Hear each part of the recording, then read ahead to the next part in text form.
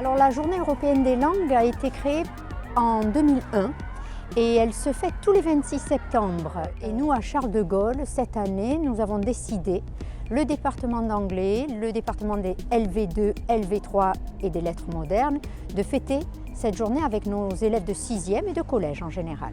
Quand je suis arrivée dans cette école, je ne me semblais pas confortable avec l'anglais, mais maintenant je me sens bien confortable. C'est vraiment différent, je trouve, d'apprendre l'anglais ici qu'en France, par exemple. On progresse beaucoup plus vite déjà, à cause de l'environnement, bien sûr. Et puis, on voit vraiment notre progression tout au long d'une année ou sur plusieurs années, donc c'est vraiment intéressant. Il faut savoir s'exprimer, il faut savoir évoquer ses émotions avec quelqu'un avec qui on ne partage pas forcément la même culture, les mêmes origines et le même parler. Nous avons voulu vraiment aujourd'hui mettre en valeur toutes ces langues que nos élèves parlent. Moi, je parle italien avec mon père et français avec ma mère. Moi, slovaque avec ma mère et quand mon père il arrive en anglais. Espagnol, français et parfois anglais. L'anglais, le français, ma mère elle parle le bassa.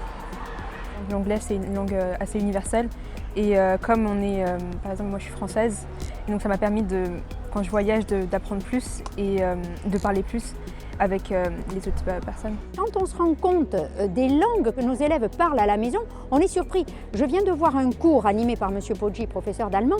Les élèves ont parlé chinois, syrien, espagnol, italien, croate.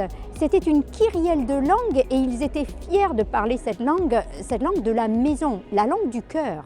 Culturellement parlant, c'est super intéressant d'apprendre de nouvelles langues pour l'aspect littéraire ou autre qu'une langue peut avoir.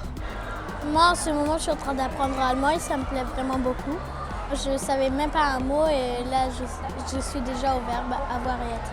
Il faut pouvoir parler maintenant plusieurs langues.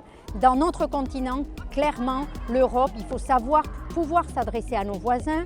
Les États-Unis, l'Asie, l'Afrique, tout ça, de toute façon, nous sommes dans une société tellement globale, on ne peut pas se permettre de parler une, deux langues. Maintenant, nous sommes à 3, 4 langues. C'est une vraie nécessité et une urgence.